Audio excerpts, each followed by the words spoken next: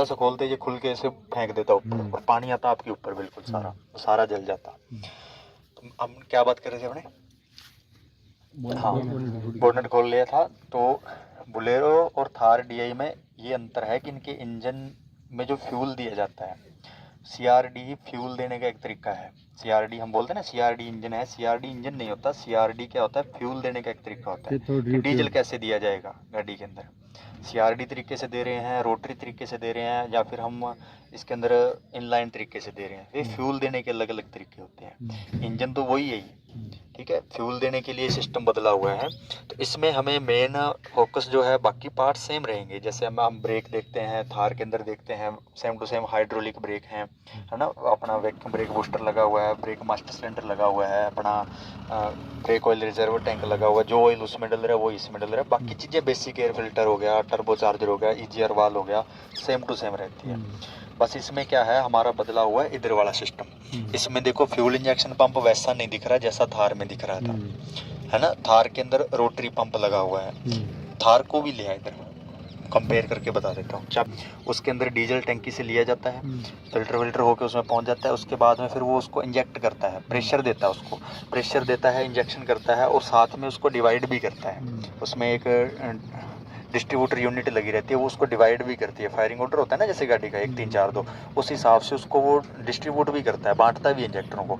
इसके अंदर ऐसा कुछ नहीं है। इसमें एक प्लंजर का पंप लगा हुआ है, टंकी से जैसे मोटर से फ्यूल आया यहाँ तक फिल्टर होके इसके अंदर आया, इसने बस उसको इंजेक्ट करते जाना है, इंजेक्ट करके यहाँ भर देता है। इसको कॉमन रेल बोलते हैं। कॉमन रेल से आगे चारों पाइपों में चारों इंजेक्टरों के पास एक साथ फ्यूल चला जाता है। पर फायरिंग ऑर्डर के हिसाब से वही इंजेक्टर ऑन होता है। यहाँ पे वायर लगी हुई दिख रही है आपको, ये वायर है, ये सभी पे लगी हुई है वायर।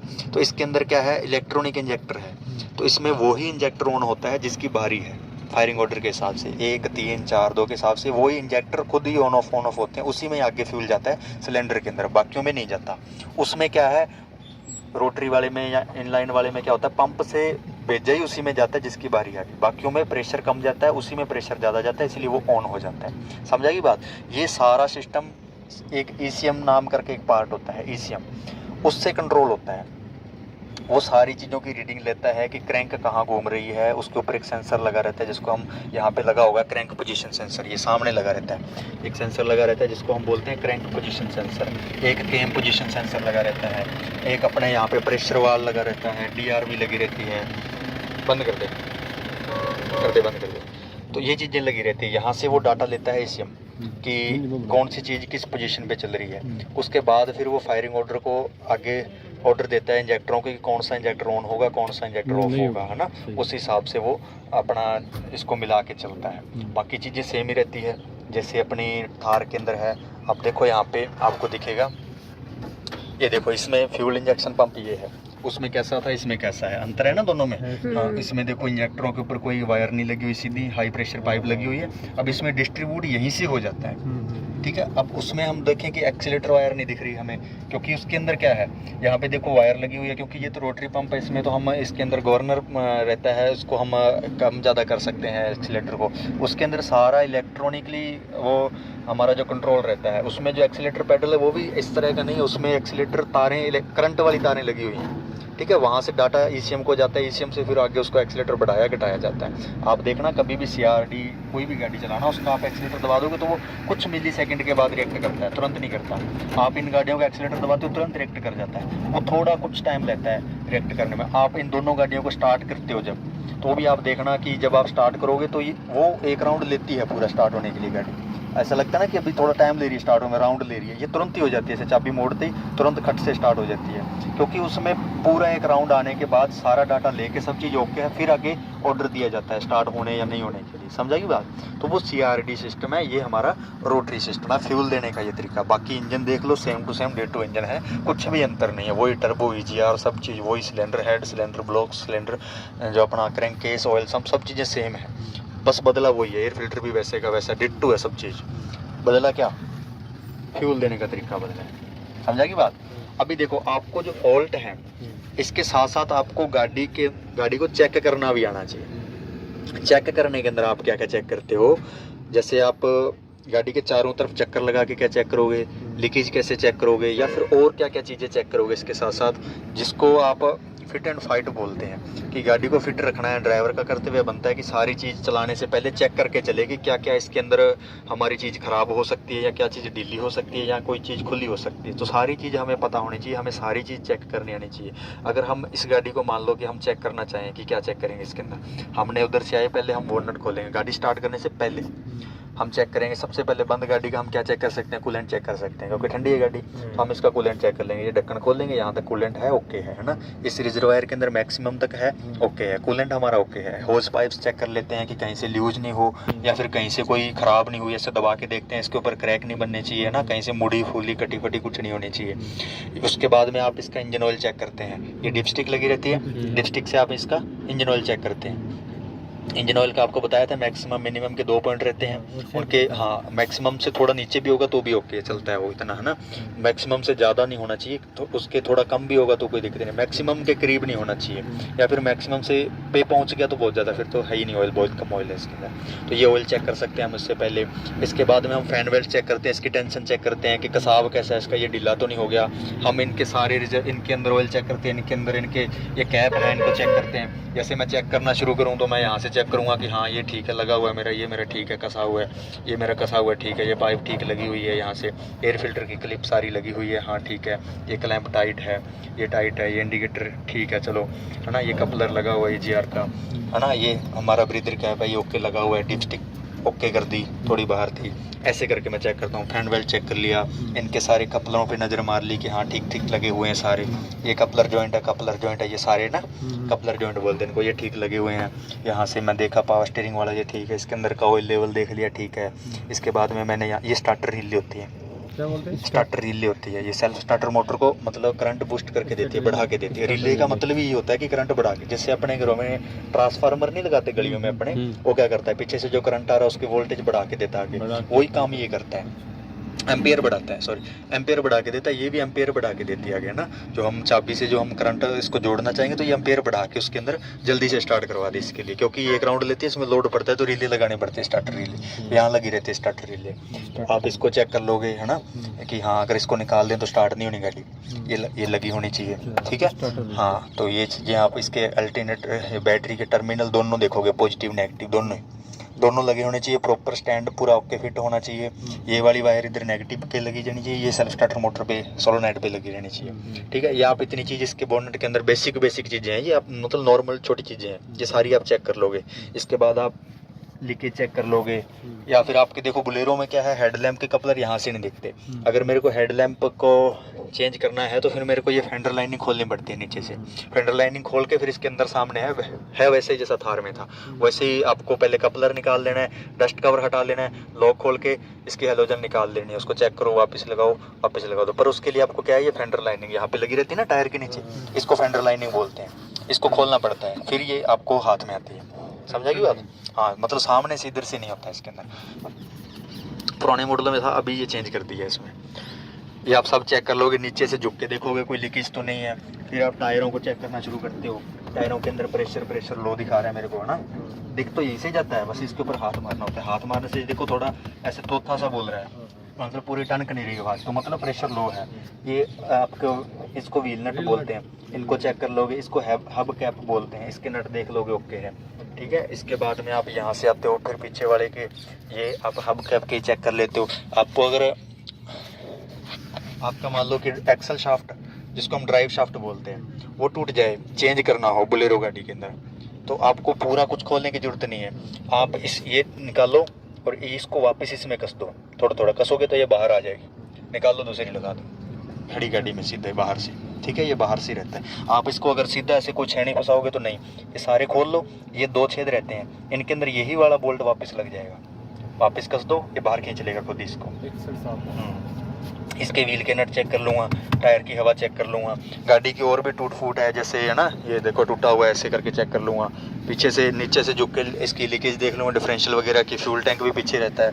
यहाँ पे देखो ये फ्यूल लिड है ना, ये खुली पड़ी है, इसको फ्यूल लिड बोलते हैं। ये जो फ्यूल लिड, हाँ, ये जो ढक्कन बाहर वाला है ना, ये फिलर कैप है अंदर वाला, ये इसको मैं ऐसे कसूँगा, ऐसे बोल जाएगा जब ये पूरा टाइट हो जाएगा, ठीक है। अगर ये ढीला रहेगा तो ऐसा नहीं बोल देगा, इससे जैसे ये ढीला था मैं कसूँगा तो नहीं, जब कसा जाता है उसके बाद ऐसे आवाज़ आती है, ठीक है। और फ्यूल लिड है, जैसे फ्यूल लिड है इसको चेक करूँगा, ये बंद रहनी चाहिए इसके साथ, और फिर से यहाँ से चेक कर लूँगा, इसको चेक कर लूँगा, बराबर से झुक के देख लूँगा, नीचे से गियर बॉक्स की कोई लीकेज हो या प्रोपेलर शाफ्ट हो वो दिख जाती है यहाँ से, बराबर से दिखती है वो, ठीक है। ऐसे करते हुए इस पर ये को चेक कर लूँगा, सारी चीज़ चेक होगी मेरी, है ना। उसी तरह इसके भी नट हब कैप सब चेक कर लूँगा, हवा चेक कर लूँगा, ओके है। अगर मेरे को सस्पेंशन वगैरह देखना है तो फिर मैं यहाँ से झुक के देखता हूँ, मेरे को सस्पेंशन दिखता है ना, कोयल स्प्रिंग आर्म्स दिखती हैं, कैस्टर रोड दिखते हैं, सारी चीज़ें यहाँ से झुकने टायर के बराबर से दिखती हैं। तो बेसिक फॉल्ट के अंदर अगर आपको फॉल्ट करके दिया जाता है तो आपको उसके अंदर ध्यान ये रखना है कि आपको एक सिरे से उसको चेक करना शुरू करना है, और आपको ये भी पता हो कि मैंने जो फॉल्ट पकड़ लिया है वो है क्या चीज़ का, कि इसको बोलते क्या है ना, बताओगे क्या कि मैंने क्या क्या कर लिया। मेरे को पता तो चल गया कि ये निकला हुआ है, मान लो कि ये निकला हुआ पड़ा है, अब मेरे को पता तो चल गया कि ये निकला हुआ है, पर मैं बता नहीं पा रहा कि ये है क्या चीज़, तो दिक्कत है। मैं बता भी पाऊँ इसको क्या चीज़ है, मैं कहूँगा जी EGR का कपलर निकला, समझा की बात। तो मेरे को ये भी पता होना चाहिए कि ये क्या मैंने पकड़ लिया यहाँ पे। जैसे ये मेरे को मान लो कि ये कैप खुला करके छोड़ दे वो, तो मेरे को पता तो होना कि किस चीज़ का कैप खुला हुआ है। अगर मेरे को टर्मिनल यूज मिल गया, मेरे को पता तो होना कि नेगेटिव का था या पॉजिटिव का था। मेरा कहने का मतलब ये है कि आपको नाम सभी पार्ट्स के आने चाहिए, क्योंकि फॉल्ट कहीं भी मिल सकता है आपको, ज़रूरी नहीं है। माइनर फॉल्ट के अंदर क्या है, जब हम जानबूझ के करते हैं तो हम बहुत ज़्यादा नहीं कर सकते। अगर मेरे को कोई कहे कि फॉल्ट कर दो गाड़ी के अंदर, तो मैं गाड़ी तो ख़राब नहीं कर लूँगा ना टेस्ट लेने के लिए। ये तो है नहीं कि गाड़ी का बहुत ज़्यादा नुकसान कर दूँगा, तो मैं छोटी मोटी कोई चीज़ खोलने की कोशिश करूँगा कि इसने में पता चल जाएगा कि इसको पता है कि नहीं पता। अब बंदा कोई भी ले आओ, अगर मैं बैटरी का टर्मिनल हटा दूँ, पता तो उसको चल जाएगा कि हटा हुआ है, पर वो बता नहीं पाएगा कि ये क्या चीज़ का है, नेगेटिव का है पॉजिटिव का, अगर उसको नॉलेज नहीं है तो। समझा की बात। मेरा कहने का ये मतलब है कि आपको पता होना चाहिए कि मेरे को जो फॉल्ट मिला है वो किस चीज़ का फॉल्ट है, उसको क्या बोल देंगे, उस फॉल्ट को मैं बताऊँगा तो कैसे बताऊँगा कि मैंने क्या फॉल्ट पकड़ लिया। ये चीज़ आपको सीखनी है, समझा रही है बात। ठीक है, अभी पीछे का जो हमने सीखा था उसको रिवाइज करेंगे। इस गाड़ी पे सीखा था, ठीक है। देख लो सेम टू सेम है थार का और बुलेरो का, क्योंकि दोनों एक ही कंपनी की है और सेम टू सेम चीज़ है। कोई जैसे बुलेरो अगर DI होती है ना, इससे पहले का जो वेरिएंट था बुलेरो का वो DI ही था, CRD जस्ट इससे पहले का 2010 में शायद 11 तक भी आई थी, वो 12 में ही आने लगी थी CRD। तो वो डेट टू सेम चीज़ थी, बिल्कुल भी अंतर नहीं था सिवाय बॉडी के। बॉडी का अंतर था, बाकी सब चीज़ एकदम सेम थी, सब चीज़ सेम थी, बस वो CRD कर दी। अब जो CRD थार आ रही थी, जैसे अभी तो जो नई थार रही है तो बहुत ज़्यादा डिफरेंस होगी BS6 के अंदर। इससे पहले जो CRD थी तो उसके अंदर और इसके अंदर कॉमन था सारा चीज़, कोई ज़्यादा अंतर नहीं था। अभी BS6 वाली आई हैं, जो नई थार आई हैं जो आप चलाते हैं, वो तो इससे चौड़ी भी बहुत ज़्यादा है ना, उसके अंदर तो बहुत ज़्यादा डिफरेंस है इनसे और उनसे। बाकी इतना भी नहीं है कि हम अगर घबरा जाएं देख के कि ये हो क्या हो गया। आप पहली बात तो आपको तो यही इसी पे फॉल्ट देखना है, थार DI पे मिल ही जाएगा इस पे, क्योंकि आपके टेस्ट के लिए मेरे सुनने में है कि बहुत ज़्यादा नई गाड़ी नहीं है वो, जो आपको टेस्टों में दी जाएंगी। तो वो गाड़ियाँ जो थानों में रहती हैं ना, हमने जो पुलिस लाइन में जो गाड़ियाँ खरीदी थी उन पे ऊपर करवाया जाता है, क्योंकि रिजर्व में वही गाड़ियाँ होती हैं उनके पास। बाहर से नई गाड़ी खरीदेंगे नहीं कि ले आओ, जो उनके पास है प्रशासन के पास वही गाड़ियों पे आपका टेस्ट करवाया जाएगा। उनके पास क्या ही है, बुलेरो है या थार है उनके पास, है ना। हैवी वालों के लिए क्या है, जो 407 पे बस बना के घूमते हैं नीली सी, वो हो जाएगी, या इस मॉडल ट्रक हो जाता है, हो तो हो बड़ी 52 सीटर बस हो जाएगी, इसके अलावा नहीं होता। तो देखते हैं, अब देखो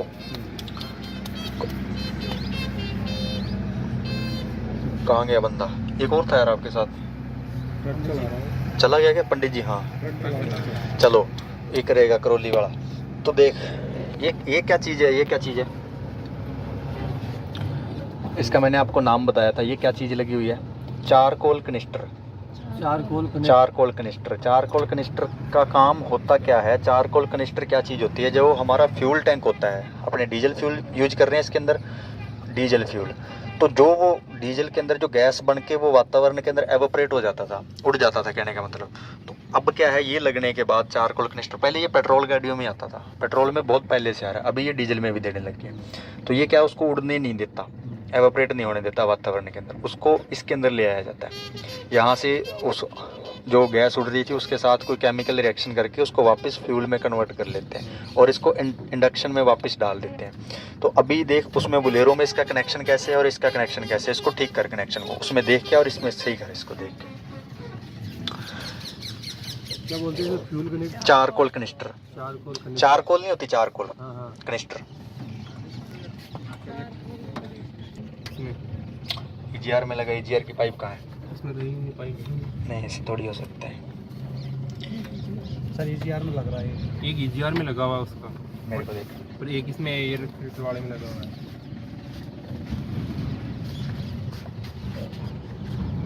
करके बता, ब्रेक ऑयल चेक करके बता, कैसे चेक करेगा पूरा है कि नहीं, ये चेक करना है। बाहर से भी दिख जाता है ये, है ना, ये कंटेनर में बाहर से पारदर्शी होता है, इसको हल्का सा हिलाते हैं तो यहीं से पता चल जाता है। अगर नहीं दिखे तो इसको खोल के देख लो, इसको खोल के देख लो, अंदाजे से देखो कहाँ है, यहाँ बोल रहे हैं, यहाँ पे बोल रहे हैं, मतलब कम है, ठीक है। इसके अंदर एक स्विच लगा रहता है यहाँ पे, इसका लेवल बताने के लिए, ये वाला, इसका कपलर कनेक्शन भी लगा हुआ होना चाहिए, समझा की बात, ये ताकि अगर ब्रेक ऑयल कम हो तो ये हमें बता दे कि ब्रेक ऑयल कम है, यहीं से पता चल जाएगा। कितनी होनी चाहिए इसमें? मैक्सिमम तक होना चाहिए, लिखा हुआ है दोनों में मैक्सिमम। हाँ, ये लिखा रहता है कंटेनरों के ऊपर, मैक्सिमम मिनिमम लिख के लगाया होता है, तो उससे हमें पता चल जाता है कि कितना लेवल इसमें डालना है, हमें कम है या ज़्यादा है, चेक उससे ही होगा, ठीक है। बैटरी जो होती है, बैटरी के अंदर वो जो कैप लगे हुए हैं, वेंट होल कैप है ना, वेंट होल कैप, उसको हटा के उस, हाँ ये वाले, इसको हटा के और इसके अंदर हमें लेवल देखना होता है। ये कई तरीके के हो सकते हैं, या तो इस जैसे होंगे, इसको हटा दो, या फिर खोलने वाले होते हैं, या फिर उसके अंदर ऐसे प्लस का निशान बना होता है, जैसे स्क्रू ड्राइवर लगाने की जगह हो वैसे, है ना, तो उसमें स्क्रू ड्राइवर नहीं लगाना आपको, हाँ कॉइन वगैरह या फिर कुछ स्क्रू ड्राइवर हो तो उसकी टिप है वो उतनी चौड़ी होनी चाहिए, पतली टिप का आप छोटा स्क्रू ड्राइवर लगाओगे तो नहीं खोलेगा। आप कॉइन का यूज कर सकते हैं, बड़े अच्छे से खुल जाता है कॉइन से। तो उसके अंदर इलेक्ट्रोलाइट चेक करेंगे, तो क्या करेंगे, रिफ्यूल करने के लिए इसको, मान लो कम था, टॉप अप करना है, तो क्या करेंगे, जल मतलब डिस्टिल वाटर और डाल देंगे, सल्फ्यूरिक वो तो होता है, एक बार सल्फ्यूरिक डालेंगे फिर पानी डलेगा, डिस्टिल वाटर। टॉप अप करने के लिए दोबारा सल्फ्यूरिक एसिड नहीं डालना, सल्फ्यूरिक एसिड एक ही बार डलता है, बनगी बैटरी डाल दिया उसके बाद नहीं डलता, उसके बाद जितनी बार भी डलेगा क्या डलेगा, डिस्टिल वाटर डलता है, अशुद्ध जल डलता है, ठीक है। दोबारा नहीं डालना, एक ही बार डलता है वो, दोबारा डालने से बैटरी खराब हो जाती है। अगर हम चाहें कि उसको पूरा खाली करके नया डाल दें कि बैटरी जल्दी चार्ज हो, तो वो ख़राब हो जाती है बैटरी, फिर इतना काम नहीं करती वो बैटरी। तो सर नई बैटरी में डलता है बस वो? हाँ, वो डाल के देते हैं, हमें बस पता है कि इसके अंदर होता क्या है, सल्फ्यूरिक एसिड और अपना डिस्टिल वाटर दोनों चीज़ मिला के वो बनाया जाता है इलेक्ट्रोलाइट। हमें उसको जब टॉप अप करना है, कहने का मतलब पूरा करना है, तो फिर हम वही डालते हैं, अशुद्ध जल ही डालते हैं उसके अंदर, ठीक है। आपको चेक करने में, आपको मैं जैसे बता रहा था, आपको बस यहाँ से शुरू कर लेना, इधर जो भी चीज़ है उसको देख लो, उसके बाद में यहाँ आ जाओ, इसको देख लो, इसके अंदर ऑयल देख लो, इसका ढक्कन देख लो टाइट है कि नहीं, इसका कपलर देख लो, ये नट बोल्ट देख लो, ये पाइप देख लो, ये वैक्यूम की पाइप होती है। अगर मैं इस पाइप को हटा दूँ तो ब्रेक बहुत ज़्यादा हार्ड हो जाएंगे, जैसे बंद गाड़ी में होते हैं ऐसे हो जाएंगे। क्यों? क्योंकि ये पाइप, इसका कनेक्शन कट जाएगा, यही वो चीज़ है जो ब्रेक को सॉफ्ट करता है, मतलब पावर ब्रेक की तरह रिएक्ट यही करता है। अगर ये पार्ट नहीं रहेगा तो हमारी ब्रेक पावर ब्रेक नहीं रहेंगी, हाइड्रोलिक तो रहेंगे पर पावर नहीं रहेंगे इसके बिना। ब्रेक वैक्यूम ब्रेक बूस्टर, और ये सब ब्रेक मास्टर सिलेंडर, ये ब्रेक मास्टर सिलेंडर है, ये ब्रेक ऑयल रिजर्व टैंक है, ये क्लच मास्टर सिलेंडर है, ये क्लच ऑयल रिजर्व टैंक है। दोनों के अंदर एक जैसा ऑयल डलता है, .3 या फिर .4, और इसके लिए भी .3 या फिर .4। इसके कैप के ऊपर लिखा रहता है, इसकी ग्रेड लिखी रहती है, या फिर सीधा सीधा उसका नाम लिखा रहता है .3 या .4 ऐसे करके, या फिर 1703 1704 ऐसी उसकी ग्रेड लिखी रहती है। या आप उसके कलर से पहचान सकते हैं, लाल रंग का है तो .3 होगा, सफ़ेद रंग का है तो .4 होगा, आप उसको पहचान सकते हैं। इसके बाद चेक करने के बाद आपको आ जाना है इस तरफ, एयर फिल्टर को चेक करना है। एयर फिल्टर की ये स्ट्रिप जो है, क्लैंप जो है जी, इसको चेक करना है कि ये टाइट होना चाहिए, लगा हुआ होना चाहिए, ठीक है। कई गाड़ियों में यहाँ पे एक वायर लगी रहती है अर्थिंग की, इस तरह की वायर यहाँ पे लगी रहती है, तो अगर वो हटी हुई साइड में पड़ी है तो उसको फिर इसमें लगा देना है, ठीक है। 13 नंबर का टूल लगता है इसके ऊपर, बोलेरो हो चाहे थार हो, 13 mm का टूल लगता है, टूल के अंदर आप क्या यूज कर सकते हो, आप टी शॉकेट आती है ना, जो टी शॉकेट स्पैनर आता है उसका यूज कर सकते हो आप इसके लिए, ठीक है। और आपको ये वाली क्लिप भी देखनी है, ये 3 होती है, तीनों ऐसे लगी रहनी चाहिए, खुली होगी तो ऐसी दिखेगी, ये लगी होगी तो ऐसी दिखेगी, ठीक है। आपको ये देख लेना, ऐसे हिल रही है मतलब खुली हुई है, लगने के बाद ऐसे नहीं हिलती है, हल्के हाथ से आप देखोगे हाँ लगी हुई है। ये प्रॉपर फिट होना चाहिए एयर फिल्टर आपका। इसके बाद आप इसका इंडिकेटर देख लोगे कि हाँ ये ऐसे खुला होता है, कीवर है ना, हम इसको घुमाते हैं तो ऐसे टाइट हो जाना चाहिए, हल्का सा जोर लगा के देखेंगे हाँ ठीक है टाइट है ये। इसके बाद में इसका क्लैंप देखते हुए हम इधर नीचे आ जाएंगे, यहाँ से हम ये चीज़ें देख लेंगे। अल्टरनेटर पे जरूर देखेंगे, इसका बेल्ट जरूर देखेंगे। बेल्ट चेक करते टाइम ध्यान रखना गाड़ी बंद होनी चाहिए ना, स्टार्ट गाड़ी में सोचो कि चेक कर लूँ, नहीं, इसको चेक कर लेंगे, फैन चेक कर लेंगे, ठीक है। ये चीज़ देख लेंगे, ये क्या चीज़ लगी हुई है, थर्मोस्टेट। ये तो है, तो थर्मोस्टेट तो इसके अंदर है। ये क्या चीज़ है, ये वायर किस चीज़ पे लगी हुई है, हमें जो टेम्परेचर बताता है मीटर अंदर, टेम्परेचर गेज जो हमारा होता है उसका कनेक्शन इससे है। इसको बोलते हैं टेम्परेचर सेंसर या टेम्परेचर स्विच बोल देते हैं। ये जो लगी हुई है ना, ये वाली, यही कूलेंट का टेम्परेचर लेके मीटर के अंदर दिखाती है कि कितनी गर्म है कूलेंट, कितना गर्म है कितना ठंडा है, समझ आएगी बात। इसको हटा दें तो वो मीटर काम नहीं करेगा टेम्परेचर वाला, तो इसको देख लेना, यहीं पे मिलेगी आपको, बोलेरो में, थार में, सभी में यहीं पे मिलेगी। इसके बाद में आपको यहाँ से निकलते हुए इसके देख लेना है, होज पाइप के क्लैंप वगैरह देख के इसका प्रेशर कैप ऐसे घुमाना है, ऐसे इस तरफ को टाइट होना चाहिए, इस तरफ को मत घुमा देना, इस तरफ को घुमाना है, ठीक है।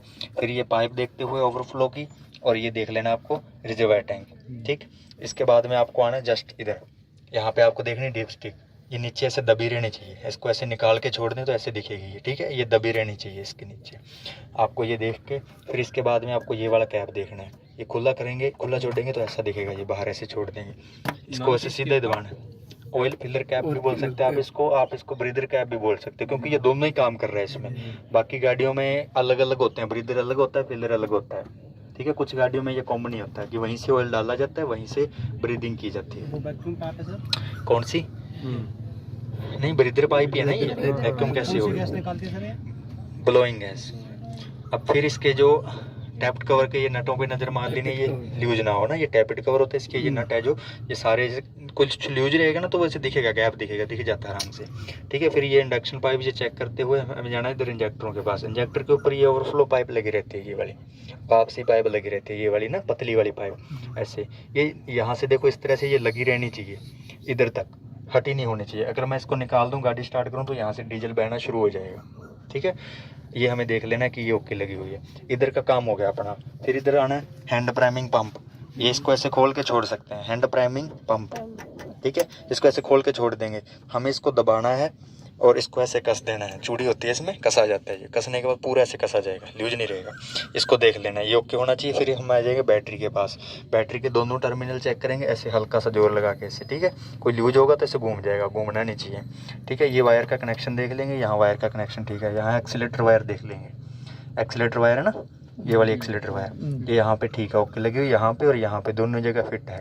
और ये वाली वायर इधर सेल्फ स्टार्टर मोटर पे लगी हुई है, ओके। ये वाली वायर इधर इंजन के साथ लगी हुई है, बॉडी पे ओके है, ठीक है। तो हमारा ये इंजन रूम का चेकअप सारा हो गया। फिर हम देखेंगे हेडलैम्प को, हेडलैम्प के कपलर लगे होने चाहिए। सामने से ऐसे जाके देखेंगे तो हमें को हेलोजन लगा हुआ दिखेगा, लगा हुआ है तो मतलब ओके है, ठीक है। ये कपलर लगा हुआ है, अगर कुछ निकालना होगा तो यहाँ से हमें दिख जाएगा, ये हमें इधर वाला देखेंगे ये दिख जाएगा, ठीक है। इसका जैसे ये डस्ट कवर है ये लूज है ना, तो हम इसको भी फॉल्ट मान सकते हैं। फिर हम हॉर्न देखेंगे, हॉर्न कहीं भी लगा हो, यहाँ लगा हो या फिर यहाँ लगाते हैं ग्रिल के अंदर, यहाँ लगाते हैं, यहाँ लगाते हैं, तो आपको ये हॉर्न जरूर देख लेना। हॉर्न देखने में देखिए पता चल ही जाता है हॉर्न कैसा दिखता है। हॉर्न के ऊपर ये जो कपलर लगे रहते हैं इसके, ये वाले ना, ये वाले, ये ऐसे निकाल के छोड़, इसको ऐसे बस सीधा पकड़ना है, सीधा लगा देना इसके ऊपर, कुछ नहीं है। मतलब ये है आपके 0 लेवल के फॉल्ट हैं इजी वाले, आपको ये तो ट्रेस करने आने चाहिए, इसमें तो कुछ भी नहीं है किंतु परंतु, ठीक है। हाँ, गाड़ी के जो नीचे जाके जो फॉल्ट होते हैं उनमें थोड़ा सा क्या हम कंफ्यूज हो जाते हैं, क्योंकि ये छोटी हाइट की गाड़ी है, नीचे जाने में दिक्कत आती है। यहाँ तक का इंजन रूम का तो सभी कर लोगे ना, कुछ भी खोल के कुछ भी फॉल्ट जानबूझ के करके दिया जाए तो आपको पता चल जाएगा। बिल्कुल सर, देखेंगे किसी दिन। रहता है पार्किंग लैंप यहाँ रहता है, ठीक है। तो इसको देख लेना आपको कि ये प्रॉपर फिट हुआ ना ऐसे, इसका जैसे ये ग्लास खोल दें तो खुला रहेगा तो ऐसे हिलेगा, ढीला होगा, तो ये होना चाहिए। ये साइड इंडिकेटर है, ये ओके होना चाहिए, ठीक है। यहाँ पे लगी रहती है मड फ्लैप लगा रहता है, पत्ता से लटका रहता है ना नीचे, हाँ मड फ्लैप भी देख लेना आपको, मड फ्लैप भी ओके होना चाहिए। मिरर बिल्कुल ऐसे टाइट होना चाहिए, कोई भी मिरर ऐसे लूज नहीं होना चाहिए कि हाथ से घुमाऊँ ऐसे ऐसे घूमता रहे या लटका हुआ हो, ठीक है, इसको ओके होना चाहिए बिल्कुल। और इसी तरह से ये हमारा जो फ्यूल फिलर कैप है, जहाँ से हम डीजल डालते हैं, फिल करते हैं ना, फिलर कैप होता है फ्यूल, ये हमारा टाइट होना चाहिए, जैसे मैंने आपको बोलेरो में दिखाया था इसमें भी, ठीक है, ये टाइट होना चाहिए, ये घूमना नहीं चाहिए और उधर। फिर ये अपना टेल लैंप है, इसका ग्लास, इसके बारे में अगर पूछा जाए, इसमें 1 2 3 कलर है। एम्बर कलर, ये उसका सर इंडिकेटर बता, एम्बर कलर इंडिकेटर कब जलेगा? सर ये तो इंडिकेटर देंगे तब जलेगा, उसके बाद 1000 लाइट जलेगी। हाँ, कितने पॉइंट होते हैं इसके बल्ब में? इसमें एक ही पॉइंट है। ठीक है। रेड कलर कब जलेगा? ये जो ब्रेक मारेंगे तब, और पार्किंग लाइट जलेगी तब, 2 टाइम। हेडलैम्प, हेडलैम्प के साथ और हेडलैम्प बोलना है, हेडलैम्प के साथ और ब्रेक के साथ, इसमें कितने पॉइंट होते हैं? इसमें 2 पॉइंट होते हैं। ये वाइट वाला कब जलेगा? रिवर्स गियर के साथ, इसमें कितने पॉइंट होते हैं? समझा कि सबको बात? ठीक है, ये चीज़ आपको ध्यान रखनी है। और इसका ग्लास चेक कर लेना, ये फिट होना चाहिए, ठीक है। इसी तरह इस वाले साइड का भी, ओके। बॉडी के साथ कुछ भी आपको डैमेज टूट फूट मिलती है, वो सब चीज़ आपको देखनी है। जो गाड़ी के नीचे के फॉल्ट है वो कल देखेंगे, ठीक है, नीचे हमें क्या क्या फॉल्ट देखना है, ठीक है, ओके, चलो।